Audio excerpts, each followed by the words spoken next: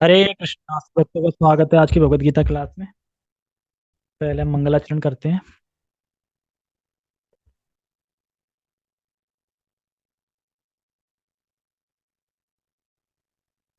ओम अज्ञानतिमिरान्धस्य ज्ञानाञ्जनशलाकया चक्षुरुन्मीलितं येन तस्मै श्रीगुरुवे नमः। श्रीचैतन्यमनोभीष्टं स्थापितं येन भूतले स्वयं रूपः कदा ददाति स्वपदान्तिकम्। वन्देऽहं श्रीगुरो श्रीयुतापदकमलं श्रीगुरून् वैष्णवांश्च श्रीरूपं साग्रजातं सहगण रघुनाथं वितं तं सजीवम् साधुवेतं सावधूतं परिजन सहितं कृष्ण चैतन्य देवं श्री राधा कृष्ण पादान सहगण ललिता श्री विशाखांत विशांचा। हे कृष्ण करुणा सिंधु दीन बंधु जगतपते गोपेश गोपिका कांता राधा कांता नमस्ते। तप्त कांचन गौरांगी राधे वृंदावनेश्वरी वृषभानुसुते देवी प्रणमामि हरि। वाञ्छाकल्पतरुभ्यश्च कृपा सिन्धुभ्य एव च पतितानां पावनेभ्यो वैष्णवेभ्यो नमो नमः। जय श्री कृष्णा चैतन्य प्रभु नित्यानंद श्री अद्वैत गदाधर श्रीवासादि गौर भक्तवृंद। हरे कृष्णा कृष्णा कृष्णा हरे हरे, हरे राम राम राम हरे। रामाय रामभद्राय रामचंद्राय वेदसे रघुनाथाय नाथाय सीताय पते नमः। नमः विष्णुपादाय कृष्णपृष्ठाय भूतले श्रीमते भक्तिवेदांत स्वामिनि इति नामिने। नमस्ते सारस्वते देवे गौरवाणी प्रचारिणे निर्विशेष शून्यवादी पश्चात देश तारिणे। हरे कृष्णा।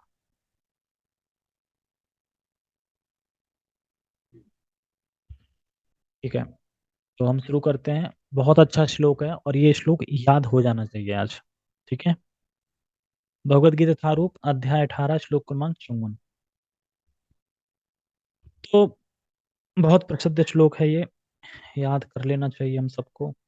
तो अभी तक चर्चा क्या हुई। देखो 18.49 में भगवान ने बताया था कि निष्काम कर्म करके वह सिद्धि को प्राप्त होता है। और सिद्धि क्या थी? असक्त बुद्धि सर्वत्र जितात्मा जितात्मना और विगत स्पृहा। और आगे ज्ञान और निष्ठा और बताया था। उसके बाद वो कैटेगरी आती है। उसके बाद फिर भगवान ने 51 52 53 तीन श्लोकों में जो साधना थी, सिद्धि क्या थी वो बता दिया। और उसके बाद फिर 51 मंत्र में जो साधना थी उसको किया। उसने किया मतलब साधना क्या थी उसने 51 52 53 में वो सब बताया था ना। जैसे कि अहंकार बलम दर्पम कामम ये सब चीजें बताई थी। अब उसके द्वारा वह किस प्रकार की सिद्धि प्राप्त करेगा, यानी शुद्ध भक्ति को प्राप्त करेगा। तो यानी अब 51 52 53 वाला 54 आ गया। अब 54 में ये बताएंगे कि किस प्रकार से वह शुद्ध भक्ति प्राप्त करेगा, उसको यहाँ देखेंगे। तो आज इसको यहाँ पे याद करना है। ठीक है, तो मेरे पीछे दोहराओ। ब्रह्मभूत प्रसन्नात्मा न शोचति न कांक्षति समः सर्वेषु भूतेषु मद्भक्तिं लभते पराम। ब्रह्मभूत प्रसन्नात्मा न शोचति न कांक्षति समः सर्वेषु भूतेषु मद्भक्तिं लभते पराम।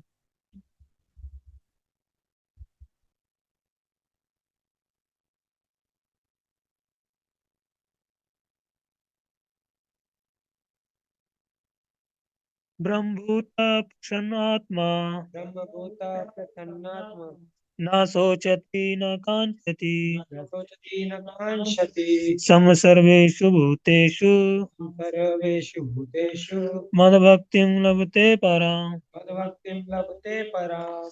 ब्रह्मभूता प्रसन्नात्मा ब्रह्मभूता प्रसन्नात्मा न शोचति न कांक्षति न शोचति न कांक्षति समः सर्वेषु भूतेषु समः सर्वेषु भूतेषु मद्भक्ते लभते पराम्। मद्भक्ति लभते पराम्। ब्रह्मभूता प्रसन्नात्मा न शोचति न कांक्षति समः सर्वेषु भूतेषु मद्भक्तिं लभते पराम्।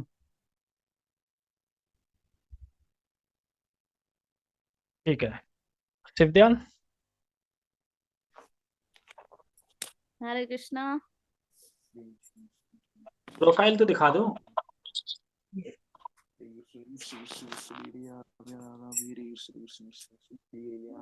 क्या करना है? हैं? श्लोक बोलो। श्लोक किसे कहते हैं? ब्रह्मभूत प्रसन्नात्मा ब्रह्मभूतः प्रसन्नात्मा न शोचति न कांक्षति न शोचति न कांक्षति समः सर्वेषु भूतेषु समः सर्वेषु भूतेषु मद्भक्तिं लभते पराम्। मद्भक्तिं लभते पराम्। बहुत अच्छा ठीक है। तो ये श्लोक याद कर लेने से कल मैं पूछूंगा और बिना पढ़े बताना होगा कल श्लोक। ठीक है तो कल पूछूंगा आगे श्लोक क्योंकि कल भी यही होगा। तो कल मैं खाली ये पूछूंगा कि सीधा बोलो। ठीक है तो हम इसके अर्थ को समझते हैं। देखो इसके एक एक अर्थ समझ सकते हैं। बहुत गहरा श्लोक है ये। ब्रह्म भूत ब्रह्म भूत का मतलब है कि अभी जो है हम वह क्या है। अभी हम जीव भूत हैं। और यहाँ क्या बोला है ब्रह्म भूत। जीव भूत मतलब जीव भूत का कहने मतलब है यानी हम अभी वह जीव हैं जो बद्ध हैं इस जगत में फंसे हुए हैं बद्ध हैं इस जीवत में। तो भगवान यहाँ बोल रहे हैं ब्रह्मभूत। तो ब्रह्मभूत का मतलब होता है जो ब्रह्म अवस्था को प्राप्त कर गया है। ब्रह्म अवस्था क्या थी कि आत्मा के 8 गुण जो कि अनुभव करने लगा है या फिर स्थित हो उनमें उन 8 गुणों में स्थित हो गया उसको बोलते हैं ब्रह्मभूत अवस्था। ठीक है लेकिन अभी हम जीवभूत अवस्था में हैं। ठीक है बद्ध जीव हैं। मृत्यु नहीं होगी पाप नहीं करता सत्य संकल्प सत्य काम बुढ़ापा नहीं आता जन्म नहीं लेता मरता नहीं ये वगैरह वगैरह 8 गुण थे। तो ये क्या हो गया ब्रह्म भूत।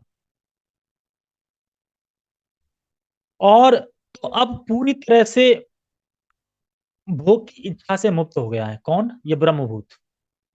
क्योंकि अब जीव भूत तो है नहीं बद्ध है नहीं तो पूरी तरह से भोग इच्छा से मुक्त हो गया है शुद्ध हो गया है। अब जो आत्मा के स्वरूप में स्थित हो गया है तो आत्मा के स्वरूप क्या है वही 8 स्वरूप बताए गए हैं। उसको ब्रह्मभूत कहते हैं जो आत्मा में स्थित हो गया है।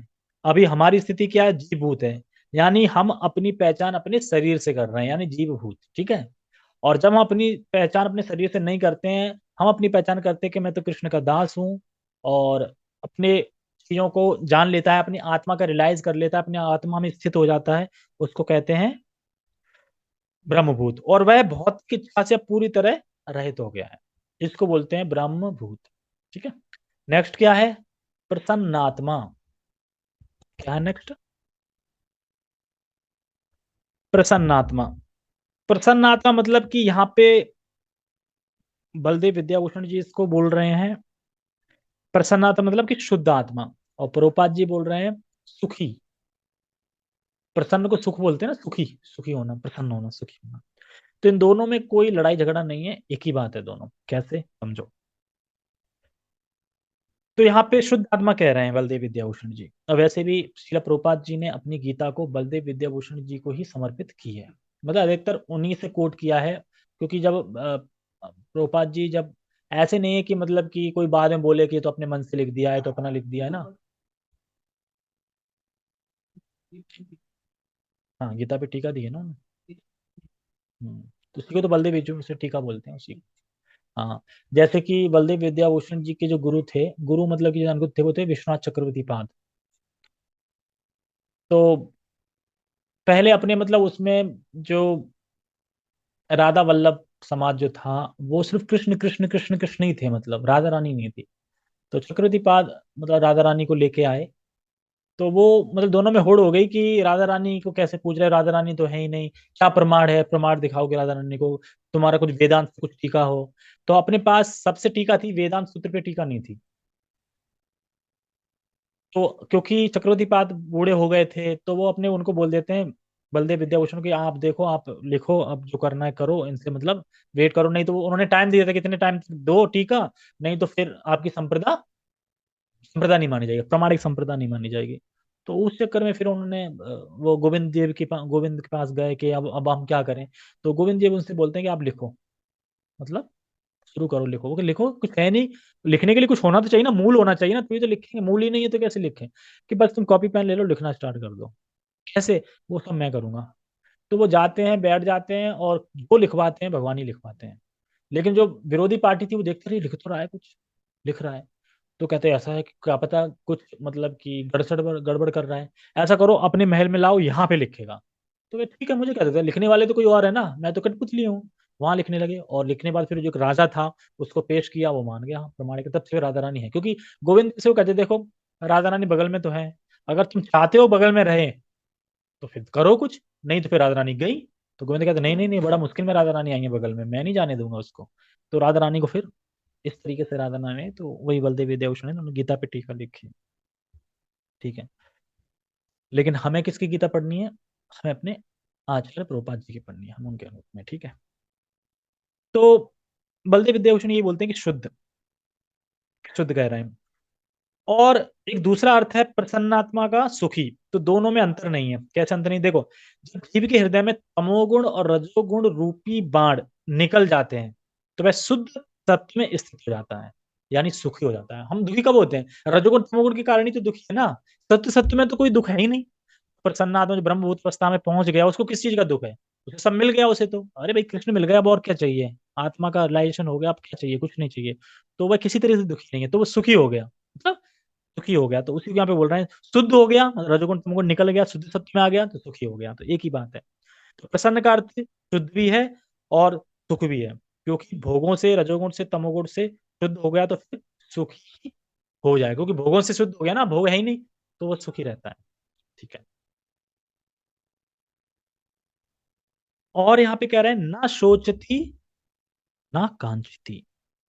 इसका क्या मतलब है, सोचता नहीं अब कुछ, आकांक्षा नहीं करता कुछ, सोचना मतलब शोक नहीं करता, सोचना मतलब सोचती है, मतलब अब ऐसा नहीं कुछ टेंशन कर रहा हो, सोच रहा हो अरे लड़की का ब्याह करना है, कैसे होगा, लड़के वाले 4 लाख मांग रहे हैं कैश, सोना मांग रहे हैं 2 तोला, अपाची अपाची गाड़ी मांग रहे हैं, कैसे होगा, ऐसे कैसे वो शोक नहीं करता।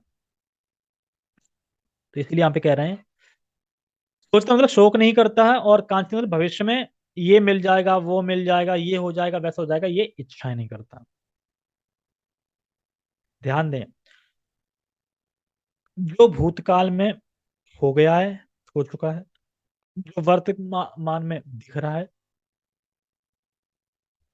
और जो भविष्य में होगा, हम सोच रहे हैं, लेकिन ये सब स्वप्नवत है। स्वप्नवत है, क्यों स्वप्नवत है, कैसे बोल दिया आपने स्वप्नवत है ये। देखो, जिस प्रकार हम जब स्वप्न देखते हैं, हम मान लो रात को सो गए और स्वप्न देखते हैं, तो इस जागृत जीवन को पूरा भूल जाते हैं। भूले हुए हैं ना, क्या कैसा, हम तो उस सपनों को सब कुछ सच मान रहे हैं, जागृत जीवन को हम पूरी तरह भूल जाते हैं। तो उसी तरह हम जब इस समय पूरी तरह भूले हुए हैं कि हम भगवान के अंश हैं, और क्या मान रहे हैं, तो माया के अंश हैं, मतलब भगवान के अंश हम नहीं मान रहे, भूले हुए हैं। तो स्वप्नवती तो है ना कि असली रियल तो वो है ना कि हम भगवान के अंश हैं, इसीलिए स्वप्नवत बोल रहे हैं। तो असली तो वो है कि हम भगवान के संबंध है, हम वहां के हैं, और हमें भगवान के पास जाना है, ये सब कुछ रियल है, इसी को भूले हुए हैं। तो ये सब कुछ जो दिख रहा है, जो हो चुका है, सब स्वप्नवत है, क्योंकि जैसे ही स्वप्न टूटेगा, अरे हम तो भगवान के दास थे, ये तो सब ऐसे ही है, स्वप्नवत इस तरीके से।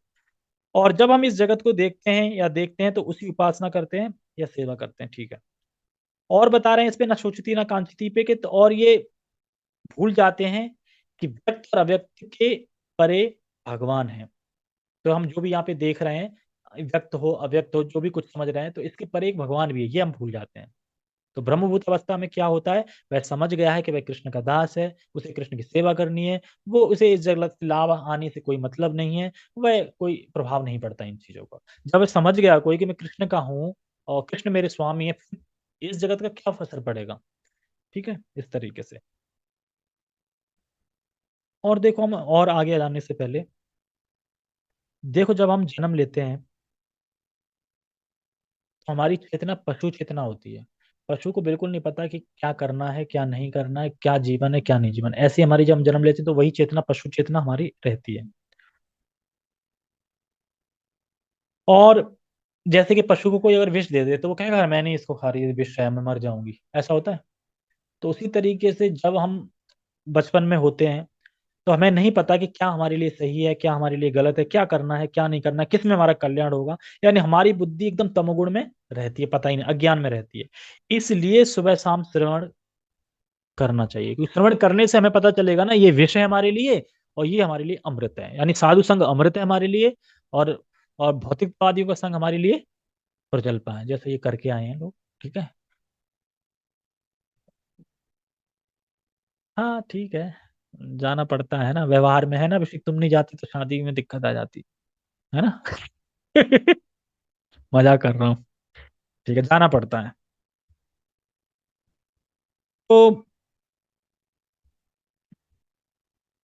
तो इसीलिए हम भागवत श्रवण पे इसलिए बल दिया गया है कि हम सुनेंगे तो फिर हम उस तमोगुण रजोगुण की चेतना से बाहर निकलेंगे। और नेक्स्ट क्या था? समः सर्वेषु भूतेषु, इसका क्या मतलब है? वह सभी जीवों के प्रति समान रहता है। समः सर्वेतु भूतेषु, वो सभी जीवों के प्रति समभाव रहता है। इसका अर्थ क्या है? समभाव रहने का अर्थ क्या है? सभी जीवों के प्रति समभाव रहता है, कैसे रहता है? हम तो देख रहे हैं ये ऊंचा है, ये नीचा है, ये अमीर है, ये गरीब है, ये भिखारी है, ये वो है। ये कब देख पाओगे कि भगवान का अंश है? जब हम अपने आप को देख पाएंगे कि हम भगवान के अंश हैं, तब देख पाओगे वो भगवान का अंश है। एग्जाम्पल जैसे कि हम अभी, हमारी दृष्टि क्या है कि हम ये जानते हैं ये भारत है, ये भारतीय है, भारतीय, यानी कॉमन हम ये तो देख पा रहे हैं सब भारतीय हैं।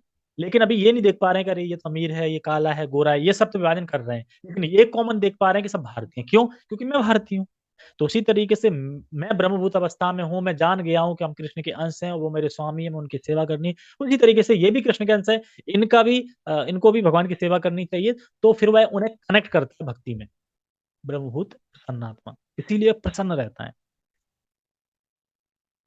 तो ऐसे ही ब्रह्मभूत व्यक्ति समझ रहा है कि कृष्ण का दास हूं, तो समझेगा कि बाकी लोग भी कृष्ण के दास हैं। तो अपने को कोई, मतलब फिर उसे वो किसी को घृणा की दृष्टि से नहीं देखेगा। क्यों? वह जानता है सभी कृष्ण के दास, घृणा की दृष्टि से बिल्कुल नहीं देखेगा। और वह देखेगा कि देखो ये सभी कृष्ण के अंश हैं, और ऊंच नीच नहीं मानेगा, क्योंकि वो जानता है कि अपने कर्मों के अनुसार सभी लोगों ने अलग अलग देह प्राप्त करी है। किसी ने काली, किसी गोरी, किसी सुंदर, किसी कैसी, अलग अलग बुद्धि प्राप्त की है। कोई इंटेलिजेंट है, कोई नहीं है, कोई वो है, वगैरह वगैरह। तो पूर्व कर्मों के अनुसार वह अलग अलग देह में है, पर है कृष्ण के दास, यह वह देखता है। तो शुद्ध भक्त देखता है कि सभी जीवों, मैं सभी जीवों का दास हूं, तो मुझे इनको कृष्ण से कनेक्ट करना है। क्योंकि मैं तो जानता हूं मैं कृष्ण दास, लेकिन ये भी है, लेकिन ये जानते नहीं है।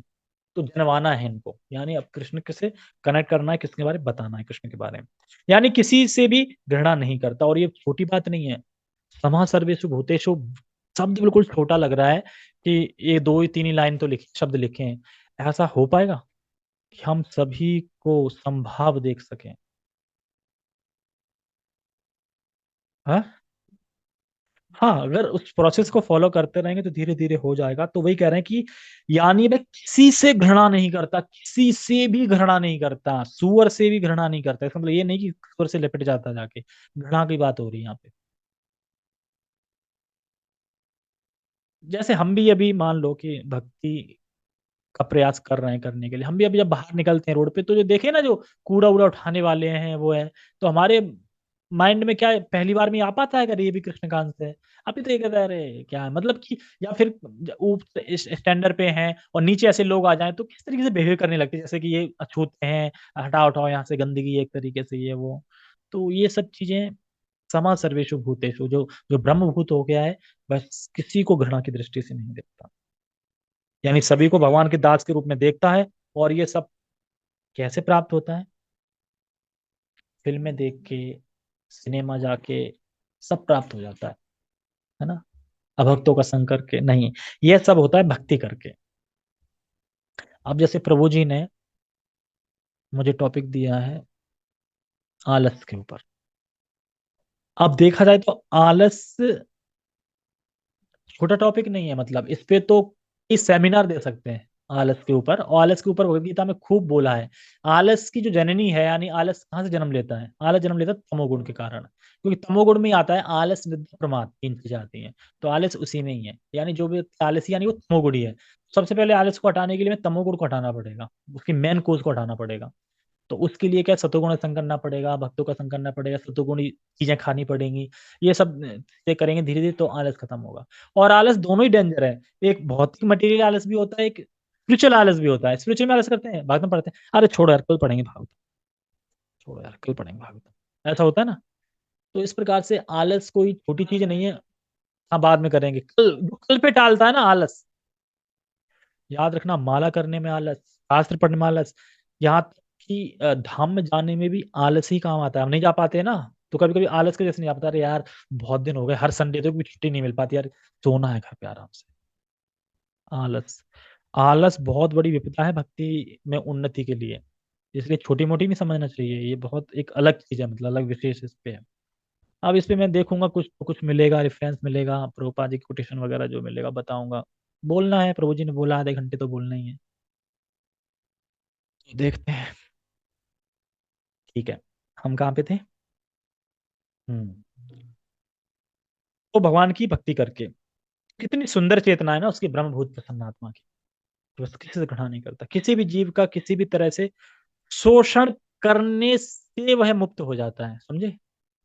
हाँ, हम जब भी किसी व्यक्ति को सामने वाले देखते हैं तो हम सोचते हैं इससे मेरा क्या लाभ होगा, पहले माइंड में नहीं आता है, इससे मेरा क्या प्रॉफिट होगा। हम किसी की हेल्प कब करते हैं?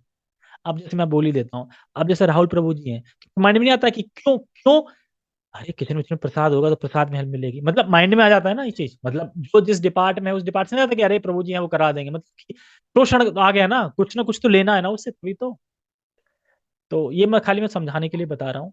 तो उसी तरीके से शोषण ही तो कर रहे हैं ना सब एक दूसरे का। तो अगर वह सबसे घृणा की दृष्टि से नहीं देखता, सबको संभाव देखते, तो वो शोषण करने से मुक्त हो जाता है अपने आप। नहीं तो हम शोषण कर ही रहे हैं।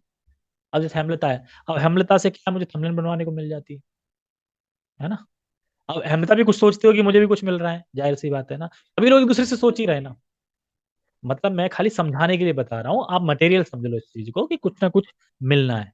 उसी लिए भक्ति में तो ये है कि नहीं भी थंबनेल बनाएगी तो भी वैसे ही हूं मैं, और बना रही है तो भी मैं वैसे ही हूँ, इसमें कोई वो वाली बात नहीं है। लेकिन मटेरियल आप करके देख सकते हो। किसी की आप भौतिक इंद्रियों को तुष्टि करना बंद कर दो, फिर देखो कैसे तुरंत वो गुस्सा हो जाता है। तो इस भावना से वो मुक्त हो जाता है। और लास्ट क्या है? मद भक्तिम लभते पराम। मद मद भक्तिम लभते पराम, मतलब फिर वह मद भक्तिम लभते, लभते मतलब पहुंच जाता है, पराम मतलब वो स्थान मिल जाता है। तो लभते का अर्थ है यहाँ पे प्राप्त करता है, मद भक्ति लभते मतलब प्राप्त करता है किसको? भगवान की शुद्ध भक्ति, भगवान को प्राप्त करता है। तो निश्चय ही जो तीन चार श्लोक अभी पीछे निकले हैं, 49 को ले लो, 50 51 53 को ले लो, इसको ले लो, तो पूरा सीन समझ में आ जाएगा कि हमें सिद्धि प्राप्त हो गई है। उसके बाद हमें लगता है कि ऐसा कैसे होगा, हम जब भक्ति करते रहेंगे, 16 माला करते रहेंगे, तो धीरे धीरे अपने आप ही अनुभव होने लगेगा। अपने आप लगने लगेगा आप तुम अहंकार बल इन सब से छूट गए हो। धीरे धीरे तो ब्रह्मभूत की अवस्था पे आ जाओगे, धीरे धीरे ही। ब्रह्मभूत अवस्था मतलब कि एक तरीके से ये भाव की स्टेज आ जाती है, यहाँ से फिर पतन का होने का बहुत खतरा कम रहता है। और स्वतः ही मन लगता है फिर भक्ति में, करने की जरूरत नहीं पड़ती। तो लभते का अर्थ ही बता रहे प्राप्त करना। तो उस वक्त तक उसे परा भक्ति यानी प्रेमा भक्ति यानी साध्य भक्ति उसको प्राप्त नहीं थी, लेकिन अब पूरी तरह उसका हृदय शुद्ध हो गया है, तो परा भक्ति प्राप्त हो गई। यानी उस वक्त तक, यानी पिछले श्लोक तक उसे प्राप्त नहीं थी, लेकिन इस श्लोक तक उसे अब धीरे धीरे साध्य भक्ति बोल रहे, भाव भक्ति बोल रहे, प्रेमा भक्ति बोल लो, ये सब मिली जुली ही है। मतलब भाव भक्ति स्टेज मतलब ऑलमोस्ट प्रेमा भक्ति तक आ गया इस तरीके से, पराभक्ति हो गई है। यानी कि भले ही वह भौतिक वस्तुओं के लिए शोक और आकांक्षा नहीं करता, पर भक्ति की आकांक्षा रहती है, ना वह शुद्ध भक्ति को प्राप्त करता है। तो स्पिरिचुअल वो रहती है डिजायर। और क्या है, हाँ, यानी ब्रह्मभूत अवस्था प्राप्त करने के बाद अब हाई स्टेज क्या है, अगर देखो जो निराकारवादी होते हैं तो वह ब्रह्मभूत अवस्था होती है ना, भगवान का तेज जो निकलता है निराकार, वो वहीं तक जानते हैं, बस वो यहीं, इससे आगे कुछ नहीं है। लेकिन भक्त क्या है, वहां से पहुंचने के बाद ऐसा नहीं कि यही खत्म हो गया, ये इसके बाद हाई स्टेज क्या है, मतलब इससे ऊपर और क्या है, तो इससे ऊपर है भगवान कृष्ण की शुद्ध भक्ति प्राप्त करना, भगवान की प्रेम भक्ति प्राप्त करना। तो जब तक हम भौतिक इच्छाओं से मुक्त नहीं होते, हम शुद्ध भक्ति को प्राप्त नहीं हो पाते। और हाँ, हम लोग अगर भौतिक इच्छाएं से मुक्त ना हो, लेकिन हम चाहते हैं कि हम शुद्ध हो जाएं, हम भौतिक इच्छा से मुक्त हो जाएं, तो भी हम शुद्ध भक्ति कर रहे हैं। कैसे? जैसे कि हम बिगड़े हैं पूरे मिट्टी से, अब मैं बाथरूम में जाना चाहता हूँ नहाने के लिए, तो क्या होगा, स्वच्छ हो जाओगे, जाना चाहता ना, मैं हूं तो बिगड़ा लेकिन स्वच्छ हो जाऊंगा। उसी तरीके से मैं अभी भौतिक इच्छा है, लेकिन मैं भौतिक इच्छाओं से मुक्त होना चाहता हूँ, तो भी अच्छी बात है। जैसे गंदे बाथरूम में जाएंगे तो सतोगुण के लिए क्यों जा रहे हैं, सतोगुण में आने के लिए, क्योंकि अभी तमोगुण में है जगह वैसे ही, और फिर सतोगुण में। और जैसे ही तिलक लगा लिया, कुर्ता पजामा पहन, कुर्ता धोती पहन लिया, वैसे ही हम शुद्ध भक्ति में आ गए, समझ गए। पहले थे तमोगुण में जगह, नहा धो लिया, सब कर लिया, तो सतोगुण में आ गए, नहा लिया, और जब तिलक लगा लिया, पूरा अपना वैष्णव को धारण कर लिया, अब बैठ गए, तो अब हम शुद्ध भक्ति, इस तरीके से। तो फिर से ध्यान दें, ब्रह्मभूत व्यक्ति जो इस जगत में कुछ नहीं चाहता है, वह भक्ति के प्रति निरपेक्ष नहीं हो सकता। लभते पराम का मतलब है, यानी साध्य भक्ति को प्राप्त करता है, यानी भाव भक्ति को प्राप्त करता है। ठीक है, इसका मैं जल्दी से टेक्स्ट पढ़ दूं, अनुवाद। इस प्रकार जो दिव्य पद पर स्थित है, वह तुरंत पर ब्रह्म का अनुभव करता है और पूर्णतया प्रसन्न हो जाता है। वह ना तो कभी शोक करता है, न किसी वस्तु की कामना करता है, वह प्रत्येक जीव पर संभाव रखता है। उस अवस्था में वह मेरी शुद्ध भक्ति को प्राप्त करता है। ठीक है, तो बाकी तात्पर्य हम कल पढ़ेंगे। हरे कृष्णा। जगत गुरु श्रील प्रभुपाद की जय। कल मैं पूछूंगा, ये श्लोक याद कर लेना, सब याद है, हाथ उठाओ, याद है? एक सेकंड पहले मैं यहाँ से पूछ लूं, हाँ, मैसेज कौन कर रहा है? 1855 श्लोक है आज, तुम्हें नहीं तो है श्रीधर प्रभु, कल पूरा कहाँ हुआ था, और मैंने बोला था कि याद करके आना सब लोग। तात्पर्य कहाँ हुआ था, हमने सिर्फ श्लोक को समझा था बस, अनुवाद कर लिया था खाली, अनुवाद को भी नहीं समझाया था। ठीक है, सुनाइए, याद करने को बोला था ना, सुनाइए पूरा श्लोक। इसमें नहीं देखोगे, बिना देखे, ठीक है, ठीक है।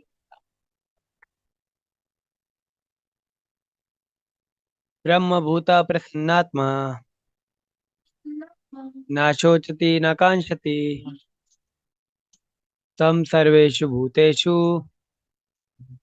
मद्भक्ति लभते पराम।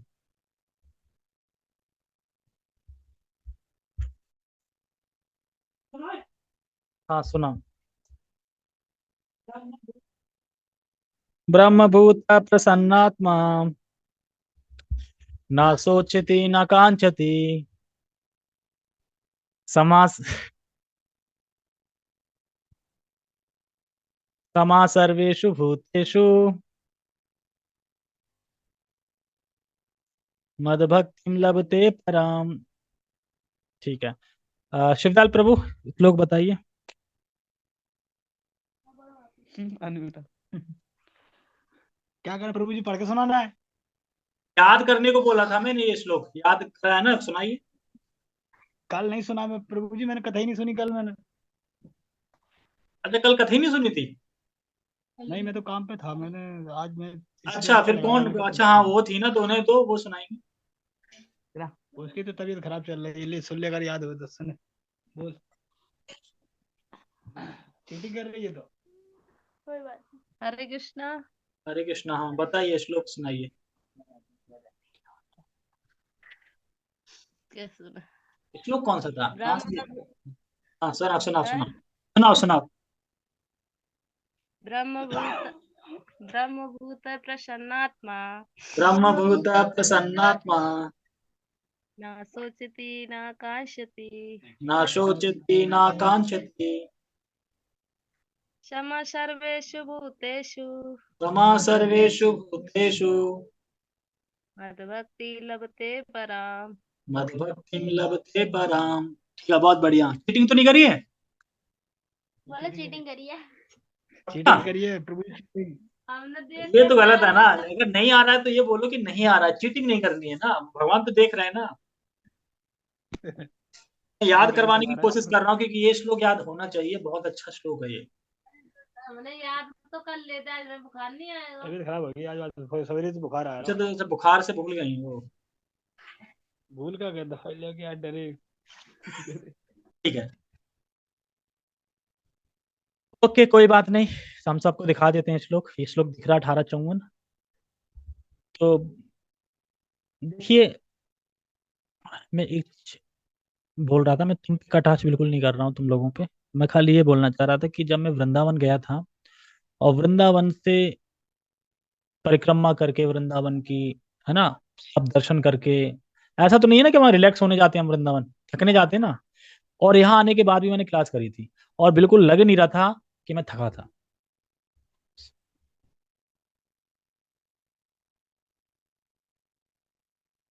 इसको वो बोलते हैं कि, एक मैं आज लेक्चर सुन रहा था, एक आलसी की परिभाषा बता रहे थे, आलस्य की। उसमें गुरु महाराज बोल रहे थे कि जो स्पिरिचुअल, जो आध्यात्मिक आलस्य होता है ना, उसी को बोलते हैं। उसे पता तो सब है, गीता पढ़नी चाहिए, शास्त्र सुनना चाहिए, भक्तों का संग करना चाहिए, पर कल करेंगे। और कल कल कल करते करते एक दिन काल आ जाता है और काल उसे गपक करके खा लेता है। ठीक है, तो कहने का मतलब यह है कि आप जिसके यहाँ भी गए, आई डोंट नो, मतलब मुझे नहीं पता ना, मुझे कोई मतलब है, उन्हें क्या फर्क पड़ा कि तुम यहाँ बीमार हो, पड़े हो, खा नहीं पा रहे हो, क्या फर्क पड़ रहा है? नहीं, मैं उसकी बिल्कुल नहीं बोल रहा हूँ, मैं खाली बोल रहा हूँ कि आगे के लिए सोचो, फ्यूचर के लिए, कि उन्हें क्या फर्क पड़ रहा है। जाओ, पर सेवा नहीं रुकनी चाहिए। फोन को ना मैं दूंगा क्या आपके हाथ में, फोन ले जाओ। एक्चुअली कहने का मतलब ये है कि जब भी हम शास्त्र में सुनते हैं कि विपरीत परिस्थिति में भी भक्त करता है, विपरीत परिस्थिति का मतलब ये होता है कि हम ऐसी जगह जा रहे हैं कि जहां हमें पता है हम कर नहीं पाएंगे, तो अपनी व्यवस्था पहले से बना के चलो कि मुझे ये करना है। इसको बोलते हैं जिम्मेदारी। ठीक है, ये तो जब आपके बोलने के बाद ही सामने वाला व्यवस्था नहीं कर रहा है, तो ऐसे घर जाके क्या फायदा। वो सब तो छोड़ो, तो आप तो परिवार की बात कर रही हो। अगर खुद का पति भक्ति करने से रोके तो उसका भी त्याग करना कोई पाप नहीं है। अब बताओ, इससे ज्यादा बड़ा रिश्ता था क्या? पहली बात, मैं कोई अपने चीज ना बोल रहा हूँ, मैं वही बोल रहा हूँ जो शास्त्र में आचार्य बता रहे हैं। जैसे कि विभीषण जी, जो कि उनके सगे भाई थे रावण, लेकिन जब रावण ने भक्ति नहीं त्यागी और भक्ति के प्रतिकूल था, तो क्या विभीषण ने अपने भाई का त्याग नहीं किया? वो तो सगा भाई था ना, यहाँ पे सगे तो नहीं थे ना। देखो, खिलाने वाले सिर्फ दो ही लोग हैं, एक और एक कृष्ण, बस। इन दोनों के आगे हम झुक सकते हैं कि हाँ चलो ठीक है, बाकी तीसरा कोई खिलाने वाला नहीं। ठीक है, ओके, हम आगे बढ़ते हैं। मेरा कहने का मतलब ये है, जाओ जहां जाना है, जो एंजॉय करना है करो, लेकिन सेवा अपनी याद रखो कि मेरी सेवा क्या दी गई है। पहले मेरी इंपॉर्टेंट सेवा है, उसके बाद मैं कुछ करूंगी, बस बात खत्म। अब ये तो आपके ऊपर है ना कि आप उनको इतना चाहते हो कि आप जा रहे हो, तो उनको भी तो इतना हक देना चाहिए कि आप आ रहे हैं तो आपकी भी कुछ डिमांड है, वो मुझे पूरी करनी है। मैं ये नहीं बात कर रहा हूँ शादी में जाओ, लेकिन अपनी क्या बिल्कुल इज्जत नहीं है वहां पे जाके कि हम उनसे ये बोल सके कि हमें वाईफाई चाहिए, भाई हमें वाईफाई चाहिए, हमें कुछ सेवा करनी है, हमारे टेम्पल की कुछ सेवा है, वो सेवा करनी है। ऐसा मान लो कि कभी ये तो चलो यहाँ की सेवा छोड़ो, अगर कोई टेम्पल से आपको सेवा मिल गई कभी किसी दिन टेम्पल से रेगुलर, तो आप टेम्पल के लिए भी ऐसा ही कर देंगे क्या? गए और उसके बाद कोई जवाब ही नहीं, कोई रिप्लाई नहीं, ऐसा कर देंगे टेम्पल के लिए, सेवा के लिए? मैं बस ये पूछना चाह रहा हूँ, क्या कोई रिस्पॉन्सिबिलिटी नहीं होती? होती है ना।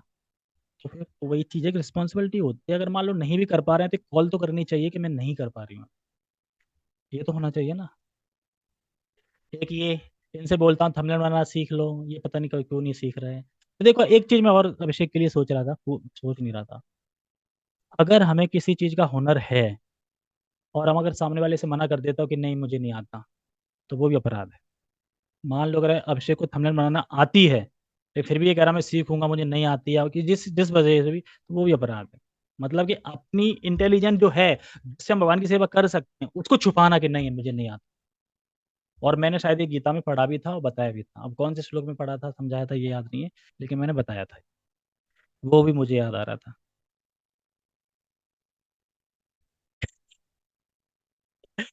तो मैं कोई जवाब नहीं डाल रहा हूँ किसी चीज का, मैं खाली ये कर रहा हूँ, अगर सेवा हाथ में लिए तो उसको पूरा करो, बस बात खत्म, ठीक है ना। आप कुछ भी करो, देखो मैंने आपके 15 मिनट लिए हैं पूरे 24 घंटे में, 30 घंटा 45 मिनट आप कुछ भी करो, कोई प्रॉब्लम थोड़ी है मुझे उससे। आपकी लाइफ है, आप कुछ भी कर सकते हो, आप जैसे चाहो वैसे। मैं आपके लिए तो कुछ खैर ज्यादा नहीं बोल रहा हूँ, आपका तो स्वभाव ही है बीमार होना वहां जाके। लेकिन मैं हमलता के लिए बोल रहा हूँ कि वहां पे जाके इतनी नहीं चली कि किसी का नेट ले सके कि हमें थंबनेल बना के दें।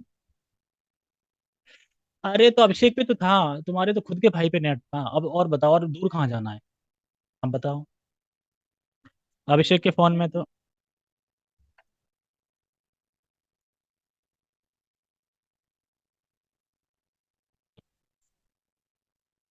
वो तब कराएंगे जब किसी दिन लॉस हो जाएगा तो तुम्हारा उस रिचार्ज के चक्कर में, उस दिन रिचार्ज कराओगे तुम लोग। एक काम कर सकते हो ना, छोटा पैक करा लो, एक ऐसा पैक रखो कि जिसमें डाटा मिल जाए 15-19 रुपए में 1 1.5 GB। तो फिर काम तो नहीं आया ना। चलो ठीक है, हम अपना श्लोक समझने का प्रयास करते हैं। तो इसीलिए यहाँ पे कह रहे हैं ब्रह्म भूत प्रसन्नात्मा। भाई ब्रह्म भूत मतलब कि जो जीव भूत है, इसमें प्रशिला प्रभुपाद जी बहुत अच्छा समझाते हैं इसके लिए। ब्रह्म भूत मतलब कि अब उसे भौतिक वस्तु से कोई मतलब नहीं है, हमें उस स्टेज पे पहुंचना है। लेकिन यहाँ पे तो बातें आ रही हैं कि आप हम क्या परिवार में जाना छोड़ दें। हाँ बिल्कुल छोड़ दो, चाहे बड़ी बुरा लगे, छोड़ दो, अगर भक्ति में आगे बढ़ना है तो। और नहीं बढ़ना है तो पकड़े रहो, सीधी सी बात है। ये मैं नहीं, हर कोई यही बोलेगा। जब आपको पता है कि मैं वहां जाके सेवा नहीं कर सकती तो छोड़ दो, और कर सकते हो तो जाओ।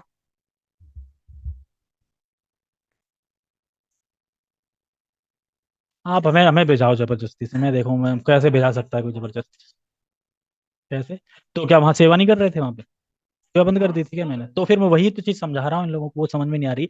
आप जाओ, जाने को मना नहीं है, लेकिन वहां पे भी तो रहो। फर्स्ट मेरी मतलब कि जो जिम्मेदारी है वो है सेवा करना, बाकी सब भाड़ में जाए, बाकी सब बाद में होगा। पहली मेरी सेवा जिम्मेदारी है, जो मैंने सेवा ली है। और नहीं तो सीधा मैसेज लिख दो कि भाई मैं नहीं कर सकती, बात खत्म।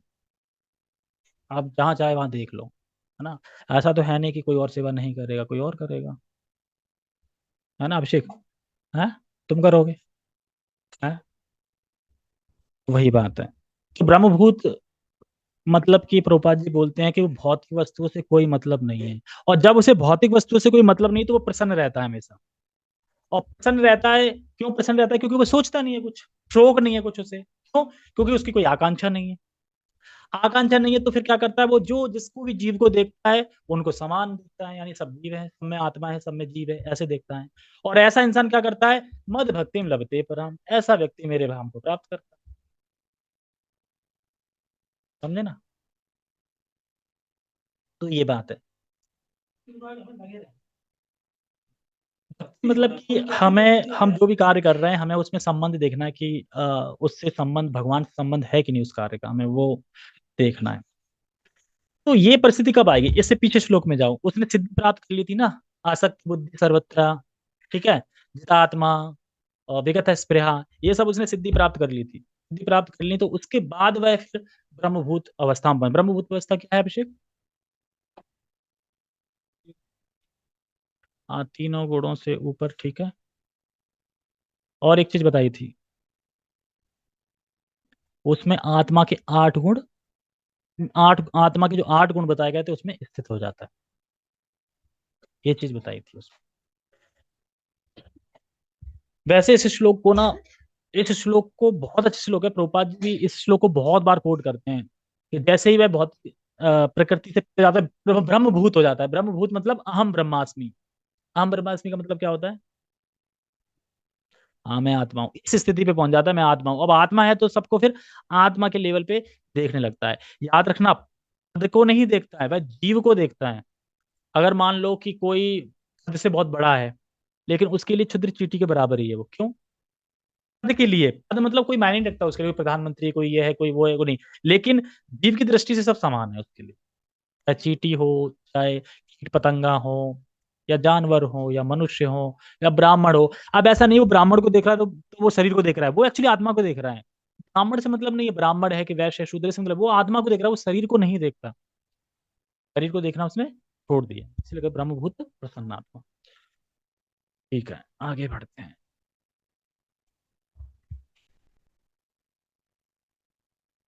इस प्रकार जो दिव्य पद पर स्थित है वह तुरंत परब्रह्म का अनुभव करता है और पूर्णतः प्रसन्न हो जाता है। वह ना तो कभी शोक करता है, ना किसी वस्तु की कामना करता है। वह प्रत्येक जीव पर संभाव रखता है। उस अवस्था में वह मेरी शुद्ध भक्ति को प्राप्त करता है। हम तात्पर्य पढ़ेंगे। तात्पर्य ये आपकी तरफ से आप ही हटाओगे, पता नहीं किसने किया है। ये यहाँ से नहीं है, बना रहने तो कौन, रेड से कोई दिक्कत नहीं हो रही। अब मैं कहाँ पे था?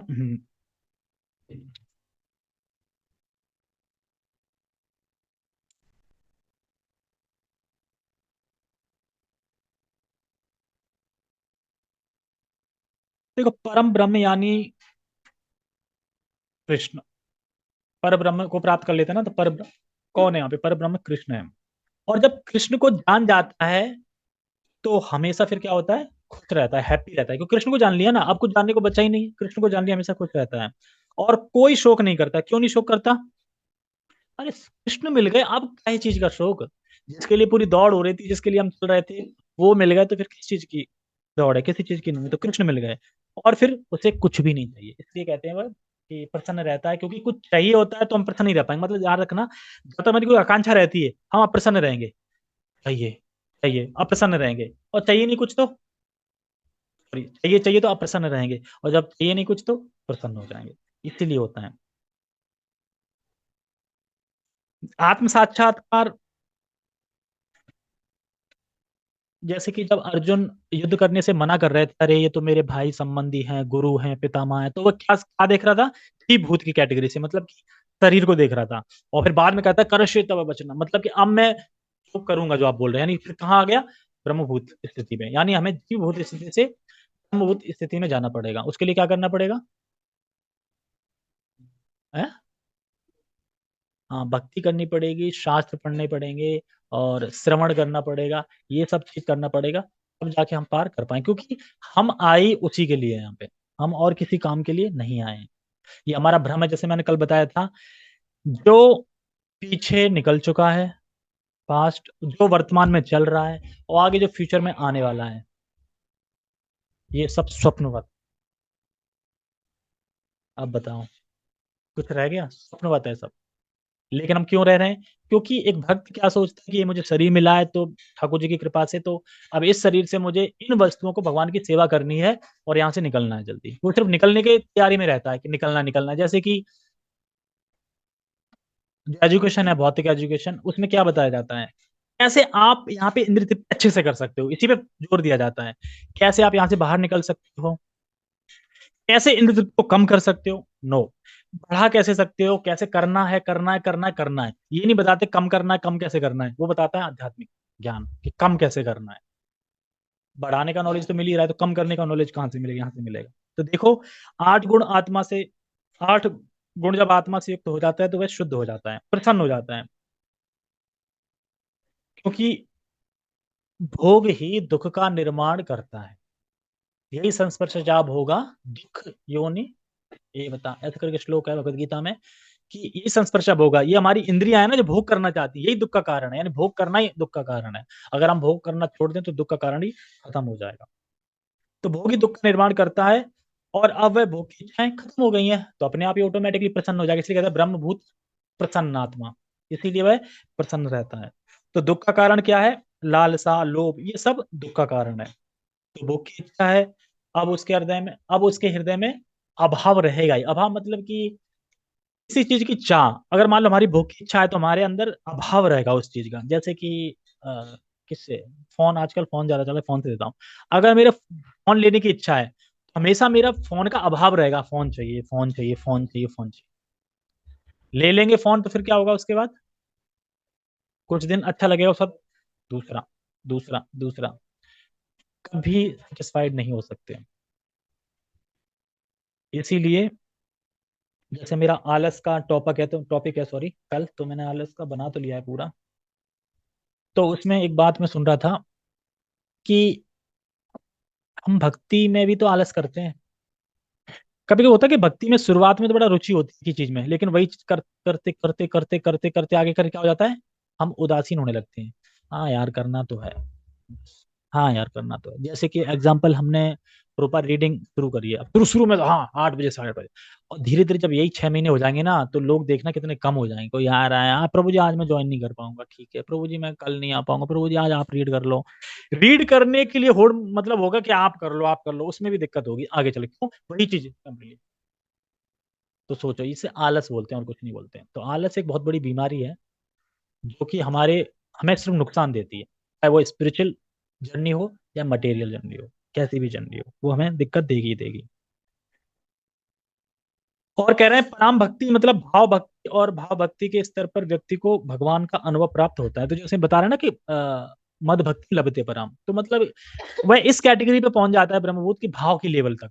और भाव की लेवल पे क्या है कि फिर उसका स्वतः ही भगवान के लिए प्रेम रहता है, मतलब कुछ करना नहीं पड़ता है, और धीरे धीरे मतलब कि वह उस पे पहुंच जाता है। मतलब भक्ति सिद्धांत स्टेटमेंट है कि नाम जप करते समय बहुत ज्यादा चिंता नहीं करनी चाहिए, ऐसे नहीं हो रहा, ये नहीं हो रहा, वो नहीं हो रहा, चिंता नहीं करनी चाहिए कि भाई प्रेम और भाव का अनुभव कब मिलेगा, मैंने कहा यार कब कब मुझे भगवान के दर्शन होंगे, कब मुझे वो प्रेम ये सब चिंता मत करो। जो बोला है बोलो सुनो, बोलो सुनो, बोलो सुनो, उस पर फोकस करो। हरे को पकड़ो और बोलो फिर हरे, हरे कृष्णा। 4 सेकंड लगती है, उस 4 सेकंड को आपको मन उसमें लगाना, लेकिन हम वो भी नहीं लगा पा रहे, यानी 4 सेकंड के लिए मन टिक नहीं रहा एक जगह, हरे पे भी नहीं टिक रहा है। जिस दिन सुन लेंगे ना उस दिन शुद्ध हृदय हो जाएगा, वो पता चल जाएगा सुन लिया, अभी तक नहीं सुना। अब मान लो कि मटेरियल शब्द तो हम सुन रहे हैं, स्पिरिचुअल शब्द जब सुनेंगे तो सोचो वो अलग होगा ना। और ये क्या है, हरे कृष्ण मानते दिव्य नाम है, अगर सुन लिया होता तो दिव्य नाम का फर्क नहीं पड़ता, लेकिन सुन कहाँ पा रहे हैं ना, हम मटेरियली सुन रहे हैं ना, अभी दिव्य नाम सुन, मतलब हमें लग रहा है कि हम सुन रहे हैं, हम नहीं सुन पा रहे हैं। हाँ सुन रहे हैं ना, कभी एक नाम नहीं सुना। अब जैसे शास्त्र में बोलते हैं ना, एक नाम सुनने से सारे जन्म पाप खत्म हो जाएंगे, शुद्ध प्रेम मिल जाएगा, तो बस उसे विश्वास कर लो, जब मिल जाएगा शुद्ध प्रेम समझ सुन लिया। ठीक है, इस तरीके से और बाकी क्वेश्चन भगवान के साथ करेंगे।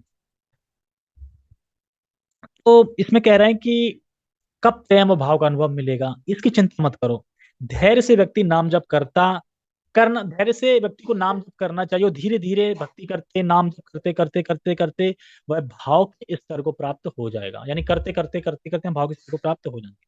तो भगवान और गुरु की कृपा पे भी निर्भर करता है कि तुम्हें कब वो मतलब सौभाग्य होगा, या कह सकते हैं अभी के डेट पे दुर्भाग्य होगा कि हमें, अरे जैसे कि प्रभु जी बड़ा लेक्चर में बड़ा अच्छा बोलते हैं, एक बार जिसने कार्तिक मंथ में दीपदान किया है उसके लिए अफसोस के साथ कहना पड़ेगा अब वह यमराज के दर्शन नहीं कर पाएगा। सो सैड, क्या मैं यमराज के दर्शन नहीं कर पाऊंगा अब, अरे यार एक बार तो देखना था ना वो कैसे खूंखाल कैसे दिखते हैं, एक बार तो देखना दर्शन करने थे, सॉरी नहीं कर सकते। क्यों, आपने बत्ती घुमा दी ना ठाकुर जी के आगे, उसमें कार्तिक में।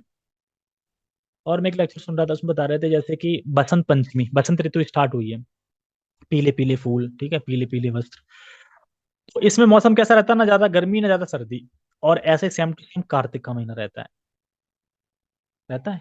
तो इसी में बताते हैं कि जो महीने बहुत अच्छे हैं, मतलब शुरुआत है बसंत पंचमी, कार्तिक का भी आता है बीच में। तो काफी लीलाएं करी हैं भगवान ने, जैसे कि बसंत में कौन आए, गौर कृष्ण, गौरंग महाप्रभु चैतन्य महाप्रभु, और कार्तिक में कौन आए, श्रीमती राधा रानी, है ना, मतलब अच्छे महीने हैं मतलब, और मौसम अच्छा रहता है, कहने मतलब ये ना ज्यादा सर्दी ना ज्यादा गर्मी, यही सही लगता है। अभी थोड़ी गर्मी आएगी फिर देखो मच्छर आ जाएंगे, फिर वो कुकू कुकू क्या क्या करेंगे फिर वो, है ना, फिर उनसे बचो। ठीक है, तो मुझे नहीं लगता कि तात्पर्य आज हो पाएगा, तात्पर्य आज भी नहीं हो पाएगा, तात्पर्य अब कब होगा, मंडे होगा तात्पर्य, ठीक है, क्योंकि कल परसों क्लास नहीं होगी, कल परसों हमारी क्लास होगी, हम वृंदावन ट्रिप पे जा रहे हैं, ठीक है, कोई भी चल सकता है, अभी भी ओपन है उसके लिए, एक सीट खाली है। कौन ये तो, ट्रेन से, हाँ जेंट्स जा सकते हैं, ठीक है। हरे कृष्णा, जगत गुरु शिल प्रभुपाद की जय, श्रीमद् भगवद गीता की जय, निताय निताय गौर प्रेमानंदे। और डांट के लिए क्षमा चाहता हूँ। जय। तात्पर्य पढ़ेंगे हम। निर्विशेषवादी के लिए ब्रह्मभूत अवस्था प्राप्त करना अर्थात ब्रह्म से तदाकार होना परम लक्ष्य होता है। प्रभुपाद यहाँ पे बता रहे हैं कि जो निर्विशेषवादी हैं वह जब ब्रह्मभूत अवस्था पहुंच जाते तो उनका वो अंतिम लक्ष्य होता है। ब्रह्मभूत अवस्था मतलब क्या, भगवान की तेज में मैं मिल जाऊं, बस इसके आगे कुछ नहीं।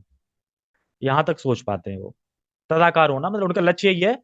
स्टार्टिंग से तपस्या करेंगे, ध्यान योग जो भी करेंगे, और लक्ष्य क्या होता है, जैसे अपना लक्ष्य क्या है, कृष्ण चरणों, कृष्ण के चरणों का प्रेम, ये लक्ष्य है ना हमारा। कृष्ण में प्रीति हो जाए, कृष्ण की सेवा करें हम। लेकिन उनका लक्ष्य होता है ब्रह्म ज्योति में लीन हो जाना। ये उनका निर्विशेषवादियों का लक्ष्य होता है। लेकिन साकारवादी शुद्ध भक्त को इससे भी आगे चलकर शुद्ध भक्ति में प्रवृत्त होना होता है। लेकिन साकार मतलब जो वैष्णव है, तो वैष्णव क्या है कि ये लक्ष्य नहीं है, इससे आगे और ऊपर जाना है। ब्रह्मभूत प्रसन्नात्मा, ब्रह्मभूत एक स्टेज आती है, लेकिन इससे ऊपर भी एक स्टेज है, मतलब इससे आगे भी स्टेज है। ठीक है ना, ये बताते हैं। यानी जिस प्रकार भगवान पूरी तरह शुद्ध हैं, कह रहे हैं ना कि भगवान आगे चलकर शुद्ध भक्ति में प्रवृत्त होना होता है। तो जिस तरह से भगवान शुद्ध हैं, उस तरीके से हमें भी शुद्ध होना पड़ेगा। जैसे कि अगर सूर्य की पूजा करनी है तो उसके लिए हमें अग्नि वाला बनना पड़ेगा। सूर्य के लोक में रहना है, सूर्य की सेवा करनी, तो सूर्य जैसा, अग्नि जैसा शरीर प्राप्त करना पड़ेगा ना, तभी तो सेवा कर पाएंगे। तो उसी प्रकार से अगर हम कृष्ण की सेवा करना चाहते हैं तो कृष्ण जैसा तो बनना पड़ेगा ना। कैसे बनना पड़ेगा कृष्ण जैसे, तो इसमें बताते हैं जैसे जिस प्रकार से भगवान पूरी तरह शुद्ध हैं, ऐसे व्यक्ति जब पूरी तरह शुद्ध नहीं होता, भगवान की सेवा करने का अधिकारी नहीं होता। जैसे भगवान सच्चित आनंद है, तो मैं भी सच्चित आनंद होना पड़ेगा, तभी तुम जाके सेवा कर पाएंगे। भगवान चिन्मय है, तो हमारे हमें भी वो बॉडी चिन्मय बॉडी मिलेगी, तभी तुम उस बॉडी से उनकी सेवा कर पाएंगे। अच्छा, तो इसका मतलब क्या है, अगर मैं अशुद्ध हूं तो क्या मैं भगवान की सेवा नहीं कर सकता? यहाँ तो यही बोल रहे हैं ना, शुद्ध है तो कर सकते हैं, अशुद्ध नहीं है तो नहीं कर सकते, सेवा नहीं कर सकते हैं। कैसे कर सकते हैं? हाँ कर सकते हैं, लेकिन वाकई जो प्रेम का आदान प्रदान जो है, अनुभव है, मतलब भगवान से आदान प्रदान करने का जो अनुभव है, वो प्राप्त नहीं होगा। वो प्राप्त कब होगा, जब आप शुद्ध हो जाएंगे। जैसे कि अभी हमें भगवान ना डीटी चलते हुए दिखते हैं, ना कोई फीलिंग आती है, ऐसा कुछ नहीं होता है। लेकिन जब भाव की स्टेज पे पहुंच जाएंगे, ब्रह्मभूत प्रसन्न आत्मा हो जाएंगे, तो हमें सारा कुछ अनुभव होने लगेगा। भगवान कितनी खूबसूरत है अनुभव होने लगेगा, भगवान के गुण क्या है अनुभव होने, भगवान की लीला अनुभव होने लगेगा, सब कुछ अनुभव होने लगेगा इस तरीके से। लेकिन अभी अभी नहीं हो रहा है, क्यों? अभी हम शुद्ध नहीं है। तो इसीलिए कह रहे हैं यहाँ पे, साकारवादी शुद्ध भक्त को इससे भी आगे चलकर शुद्ध भक्ति में प्रवृत्त होना है। यानी अभी हम अशुद्ध हैं, आगे चल के धीरे धीरे करते हैं तो शुद्ध भक्ति में प्रवृत्त हो जाएंगे।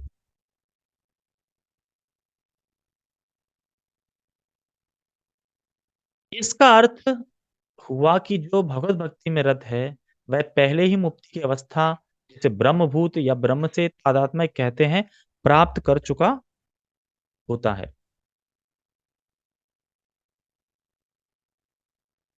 हम्म। तो रहता ही है।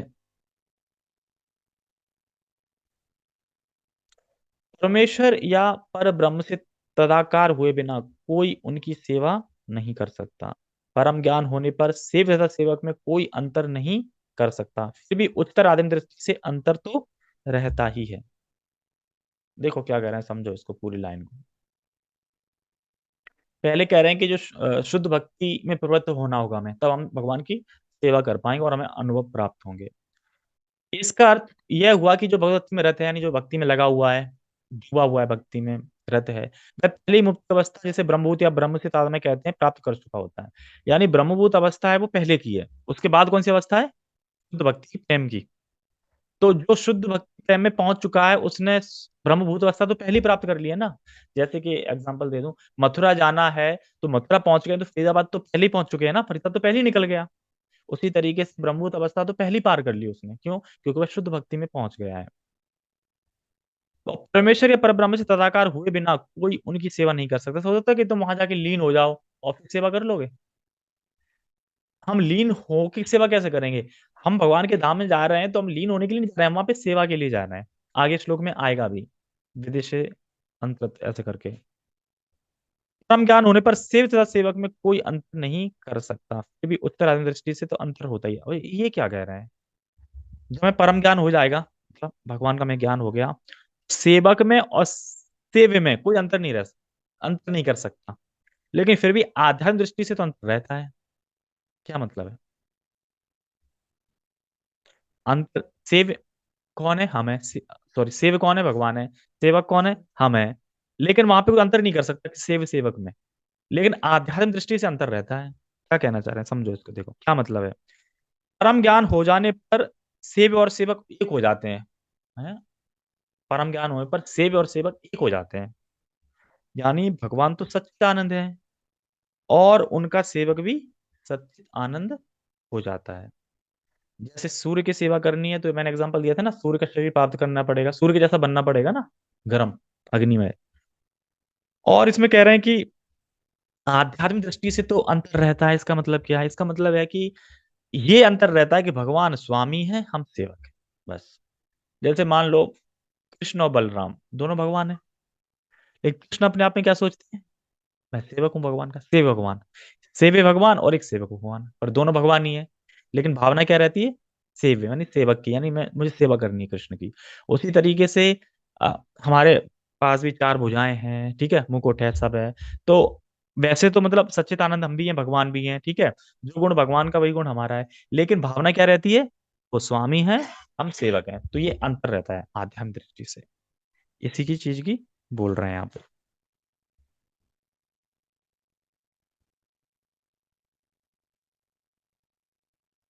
देहात्म बुद्धि के अंतर्गत जब कोई इंद्र तृप्ति के लिए कर्म करता है तो दुखा भागी होता है। दुखा भागी होता है। जैसे कि देहात बुद्धि मतलब कि हम अपने आप को शरीर समझते हैं, उसके अंतर्गत कोई अगर इंद्र तृप्ति के लिए कर्म करता है तो दुखा भागी होता है, क्योंकि भगवान कहते हैं कि जो भोग है ना, ये दुख के कारण है। हम अपने आप को शरीर समझ बैठे। अब शरीर से क्या है, मैं अब ये करूंगा, भोग भोगूंगा, तो उस भोग में ही दुख छुपा हुआ है। और भोग नहीं करेंगे तो दुख नहीं मिलेगा, तो इसलिए कहते हैं मतलब भोग में दुख छिपा हुआ है। इसलिए कह रहे हैं कि देहात बुद्धि के अंतर्गत जब कोई इंद्र तृप्ति के लिए कर्म करता है तो वह दुख का भागी होता है। इंद्र तृप्ति के लिए मान लो कि मुझे समोसे खाने हैं। अब बाहर गया, समोसा खाया, तो देखने तो सुख लग रहा है, लेकिन दुख है, इसमें दुख भी छुपा है। हो सकता है पेट खराब हो जाए, ज्यादा खा लिया उसने, कुछ भी हो जाए। तो इस चीज की बात हो रही, तो किसी का पेट खराब हो गया क्या? तुम हंस रहे हो। समोसा का मन चला रहा हूँ। और वो समोसा तुमने देखा है कि जिसकी आज एकादशी है, समोसे की बात मत करो। तो मैं क्या कहने वाला था, हाँ, तो यही कह रहे थे कि इसमें दुख का भागी होता है। देखो, यही संस्पृशजा भोगा, एक श्लोक है भगवत गीता में, कि जो इंद्रिया है ना, संस्पृशजा भोगा मतलब इंद्रिया ग्रहण कर भोगों को, तो वही दुख का कारण बनती। जो इंद्रिय विषय के संपर्क संपर्क से तथाकथित सुख है, वही दुख का कारण है। तो जो बुद्धिमान व्यक्ति है उसमें वह रमण नहीं करता। किसमें? भोग में। भोग में रमण नहीं करता जो बुद्धिमान है। तो कहाँ रमण करता है? रमण तो करना पड़ेगा कहीं ना कहीं, कहाँ करेंगे? भगवान की भक्ति में रमण करता है, भोगों में रमण नहीं करता, क्योंकि जानता है कि इस भोग में दुख छुपा हुआ है। तो दुख का भागी होता है, ठीक है। लेकिन परम जगत में शुद्ध भक्ति में रत रहने पर कोई दुख नहीं रह जाता। ये तो है ना, जब हम भगवान के धाम पहुंच जाएंगे तो वहां कोई दुख नहीं है, क्योंकि वहां क्या है? वैकुंठा। यहाँ क्या है? कुंठा। कुंठा का मतलब क्या है? कुंठा मतलब कि कोई ना कोई एंग्जाइटी बनी रहेगी, कोई ना कोई, मतलब कि किसी ने दिल दुखा दिया, किसी ने कुछ कर दिया, कोई ना कोई किचड़ विचड़ होती रहेगी, यानी कुंठा है ना यहाँ पे। लेकिन भगवान का क्या है? वैकुंठा। वैकुंठा, वहां पे कोई कुंठा नहीं है। बिना कुंठा के है, मतलब यहाँ पे कोई एंग्जाइटी नहीं, कोई दुख नहीं, कोई तबीयत खराब नहीं, किसी तरह से बीमारी नहीं, कोई मतलब परेशानी नहीं आती वहां पे। कोई टेंशन नहीं, कोई परेशानी नहीं। इसीलिए कह रहे हैं कि वहां कोई दुख नहीं रह जाता। कृष्ण भावना भावित भक्त को ना तो किसी प्रकार का शोक होता है, ना आकांक्षा होती है। क्यों नहीं होती? बताओ, फिर पढ़ देता हूँ। कृष्ण भावना भावित भक्त को ना तो किसी प्रकार का शोक होता है, ना आकांक्षा होती है। क्यों?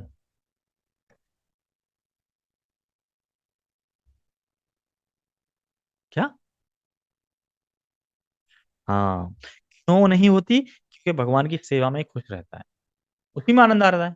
जब उसी में आनंद आएगा तो फिर क्या होगा? ना तो शोक होगा, ना कोई आकांक्षा होगी। शोक मतलब कि कोई दुख नहीं होगा, आकांक्षा मतलब कि ये नहीं मिला, ये नहीं होगा। क्यों? क्योंकि वो खुश है ना, इसलिए। देखो, जीवात्मा को क्या चाहिए? खुश चाहिए, मतलब खुशी। हर एक इंसान को खुशी चाहिए, खुशी के पीछे तो भाग रहा है, सब कुछ कर रहा है, खुशी खुशी। खुशी कब मिलेगी? जब भगवान की भक्ति करेंगे, भगवान की सेवा करेंगे, उसमें खुशी मिलेगी। वो जो खुशी है वो रियल खुशी है, बाकी सब ये डुप्लीकेट खुशी है। क्योंकि ईश्वर पूर्ण है, अतएव ईश्वर में सेवारत जीव भी कृष्ण भावना में रहकर अपने में पूर्ण रहता है। देखो भगवान पूर्ण है, हम उनकी सेवा में रहते हैं तो हम भी पूर्ण हो जाते हैं।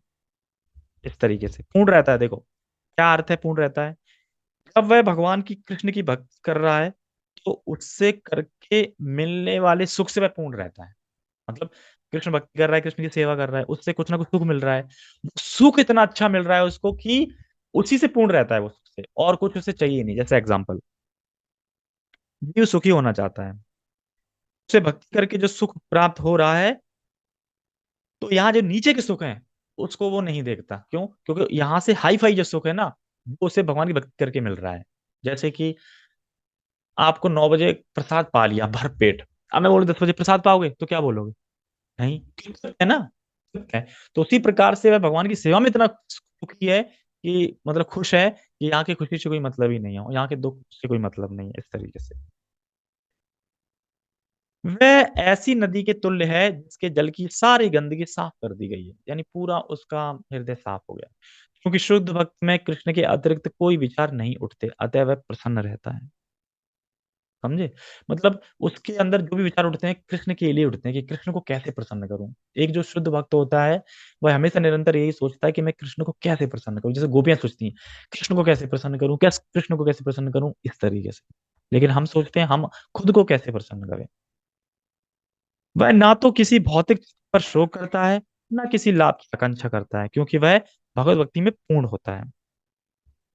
वह किसी भौतिक भोग की आकांक्षा नहीं करता, क्योंकि वह जानता है प्रत्येक जीव भगवान का अंश है, अथवा उनका नित्य दास है।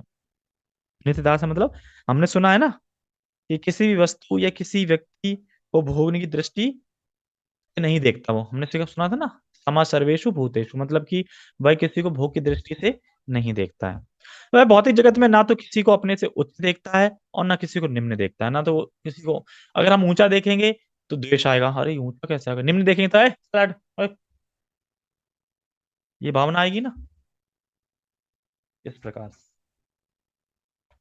अगर देखो ये भावना आ रही है तो प्रैक्टिकल हमें क्या करना चाहिए, कैसे पता चला हम भक्ति कर रहे हैं? तो इसमें बताते हैं फॉर्मूला।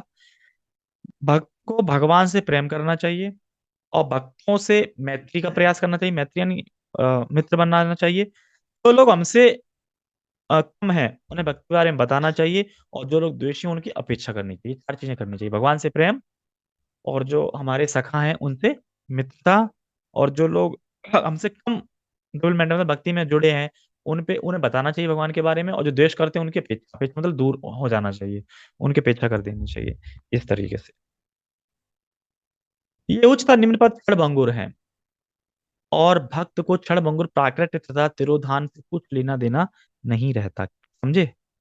वह दिखता है कि देवता का शरीर, कीट पतंगे का शरीर, ये जो भी कुछ दिख रहा है सब क्षणभंगुर है, यानी कुछ देर बाद समाप्त हो जाएगा। तो ये कुछ समय के लिए है, इसलिए वह कीट पतंगा नहीं बनना चाहता। वह क्या बनना चाहता है? भगवान कृष्ण का दास बनना चाहता है, भगवान की भक्ति करना चाहता है। क्योंकि वो जानता है कि देवता बन के क्या करूंगा मैं, क्षणभंगुर है। कीट पतंगा बन के क्या करूंगा मैं, क्षणभंगुर है। तो इसलिए वो नहीं बनता है। क्या बनता है? कृष्ण का दास बनता है, ये शाश्वत है, ये रहेगा। क्योंकि देवता हमेशा तो रहते नहीं, ब्रह्मा की 12 घंटे खत्म होते देवता चेंज हो जाते हैं ना, यानी एक देवता खत्म दूसरा देवता आ गया, तो इसलिए बता रहे हैं आप।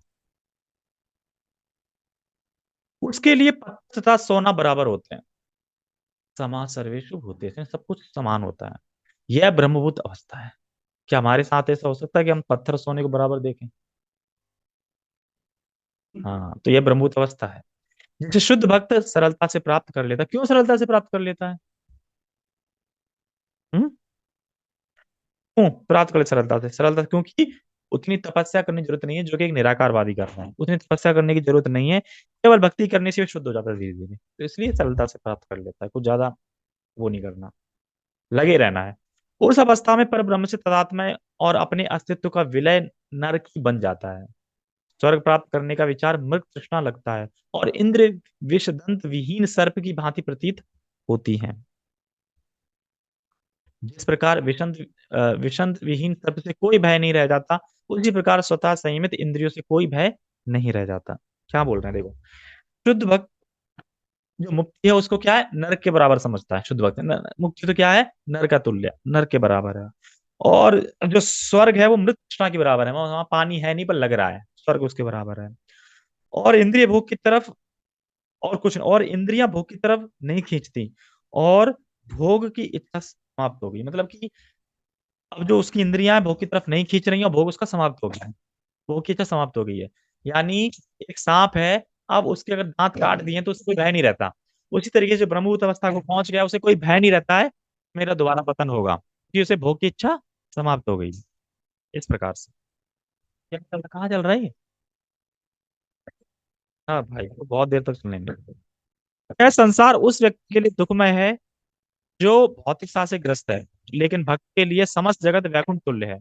इस ब्रह्मांड का महान से महानतम पुरुष भी भक्त के लिए,